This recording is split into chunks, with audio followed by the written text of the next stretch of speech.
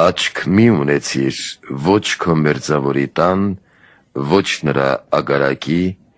ոչ քո մերձավորի կնոջ, ոչ նրա ծառայի, ոչ նրա աղախնու, ոչ նրա եզան, ոչ նրա էշի, ոչ նրա անասունի, ոչ այն ամենի վրա, ինչ քո մերձավորինն է, աչք մի ունեցիր։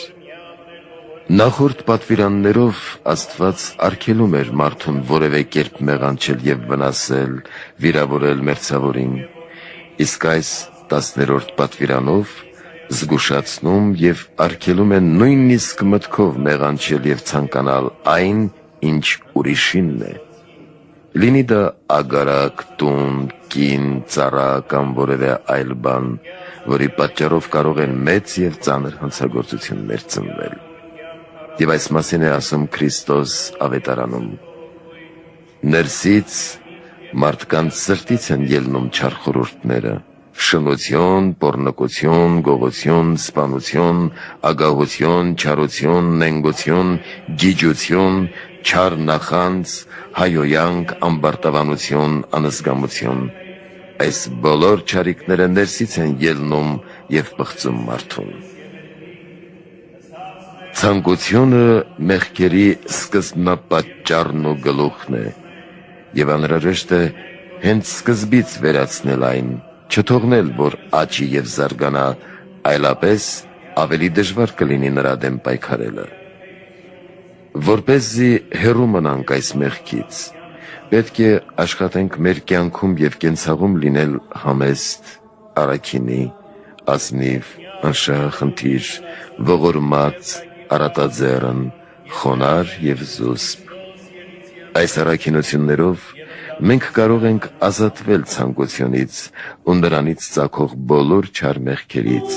զեղությունից, չարախոսությունից, բղջախոհությունից, կեղծավորությունից, շահամոլությունից, որկրամոլությունից, ժլատությունից, արծաթսիրությունից, հպարտությունից և այլն, որոնք էլ դառնում են մեր հոգևոր և մարմնավոր հիվանդությունների, այնուհետև ժամանակավոր և հավիտենական մահվան պատճառը։ Եթե որևէ մեկը մեծահարուստ է, բայց նաև աստվածապաշտ, ողորմած և բարեգութ, ապա նա ագահ և ցանկասեր չէ, այլ արդար է և աստվածահաճո, ինչպես Աբրահամը և Հոբը։ Իսկ եթե մարդ ոչինչ չունի և իր կյանքի նպատակը դարձնում է հարստություն դիզելը և փառքի հասնելը, ապա նա դառնում է ագահ, ընչասեր և ցանկասեր։ Այս մասին առակողը խրատում է մեզ. եթե ունևոր չես, մի ձգտիր հասնել հարուստին, այլ քո իմաստությամբ հեռացիր նրանից։ Արդ հեռու մնանք անձնապաշտությունից և աշխատենք միշտ ուրախանալ մեր մերձավորների հոգևոր կամ մարմնավոր հաջողություններով և նվաճումներով։ Երբեք չտարվենք եսասիրական բաղձանքներով և չթերագնահատենք ու չպարսավենք մյուսներին, այլ անձնվիրաբար մաքուր սիրով սիրենք, որովհետև սերը վեր է ամեն ինչից և լրումն է բոլոր առաքինությունների։ Արդ մնում են հավատ, հույս, սեր, սրանք երեքը, և սրանց մեջ մեծագույնը սերն է։